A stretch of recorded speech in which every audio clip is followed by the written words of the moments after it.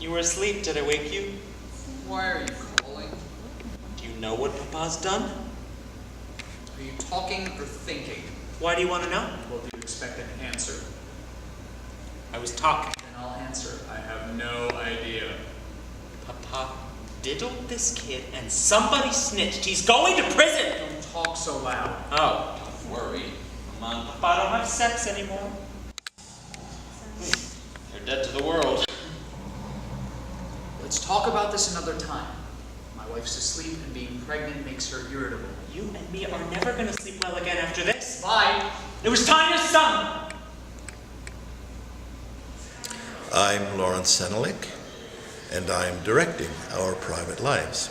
Downing Kless, the chairman of the drama department, said that he was hoping that there could be a show that would open on Parents' Weekend this year, which meant a smaller show because it had less rehearsal time and less construction time.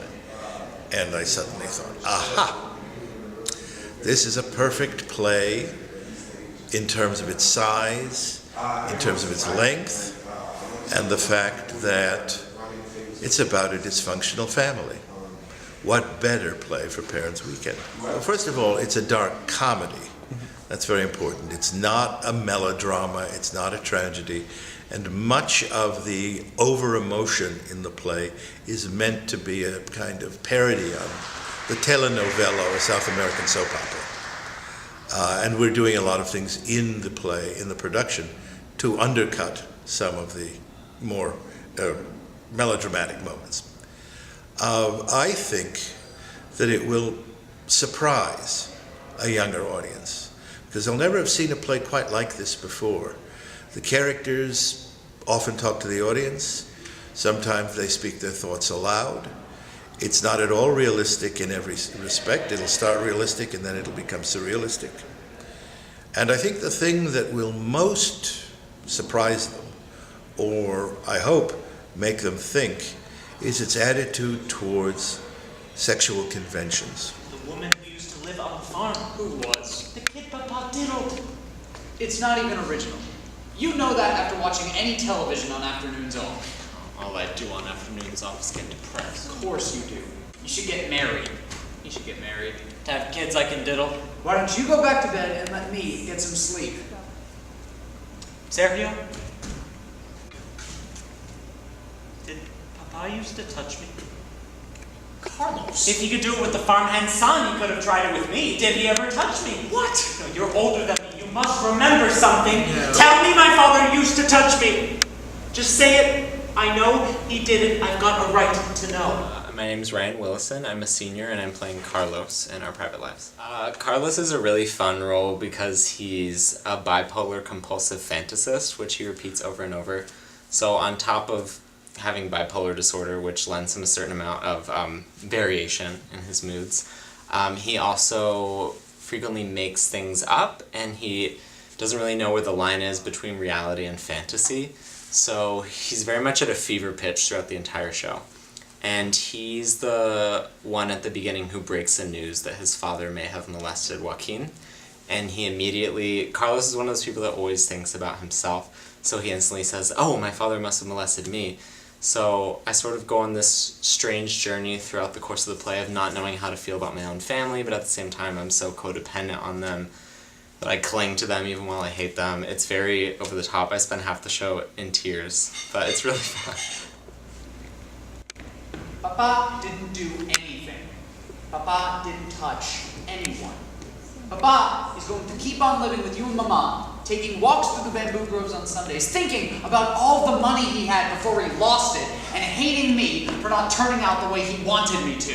Fine then, I made it all up. Right, so shut up then. Shut up.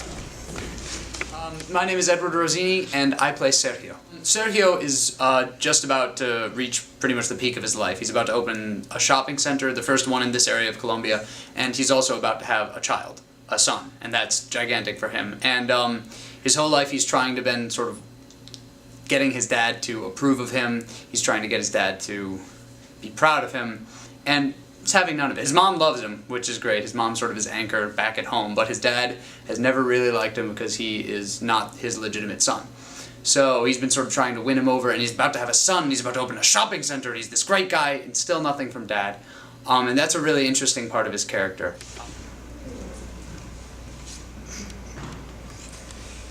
Where'd you even get a story like that? My boss at the grill told her. There are rumors. I can't deal with this, not on my own. You're strong. You can help me. You're the older brother. Your wife's pregnant. You earn good money. You're intelligent. You don't go for men. And you're Catholic. Thanks. I had that horrible dream again last night. Horrible. They were gonna put Papa in prison. Just shut up, please! You're right. He's right. Better to wrap myself up in a silence, like a plastic bag over my head. Die young and be reincarnated as a stone that sits at the bottom of a deep, deep river and feel all the bad karma of my life getting washed. I really didn't know what to think of the show. I read the script about 2 days before I auditioned, and I had to read it again. As soon as I finished it, I was like, what just happened? But it was very different. I had never read anything quite like it, because it's abstract without being strange. In that, like, you look at Edward Albee and you read it and you're like, I don't understand what just happened. You understand everything that's happening, and all the scenes sort of run together, so it's more dreamlike than anything, and I've never done anything like that, so that was really neat. I don't say anything. And he stands there, listening to me say nothing on the phone.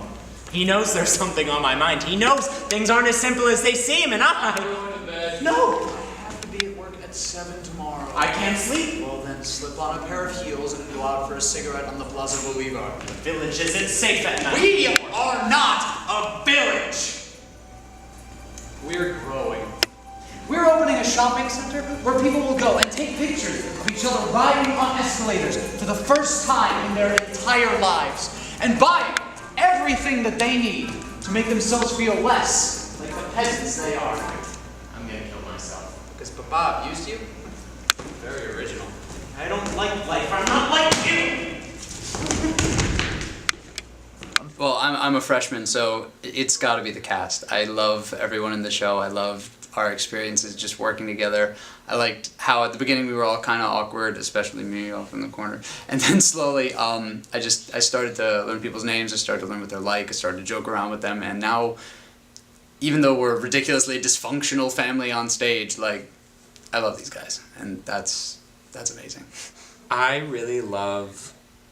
There's a scene that I get to do with Ed, who plays my brother in the show.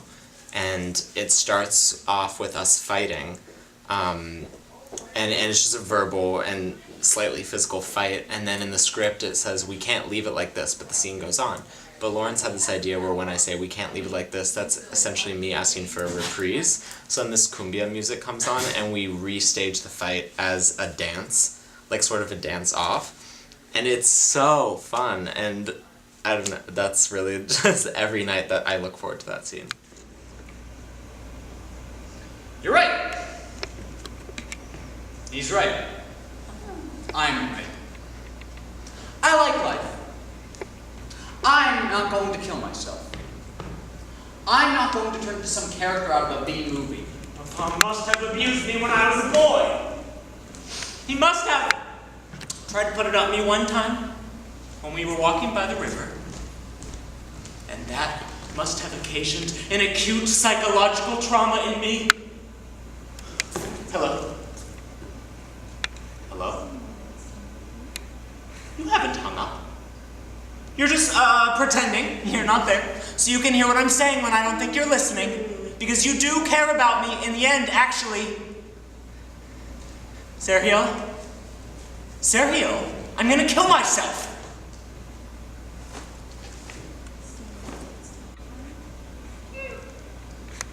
I mean it. Although it does have a definite ending, you can still argue about the ending, and that will give you something to talk about for a while. And you'll want to talk about it. You'll want to see what your friends think. You'll want to see what your family, everyone who came to the show, strangers, you can walk up to them and be like, what do you think happened? And, I mean, there is sort of a correct answer, but it's still up for interpretation because almost everyone in this show lies. And so at the end of the show, you have to ask yourself, who do you think is really telling the truth, if anybody? And just that discussion element is really different and very cool to me, especially for a play.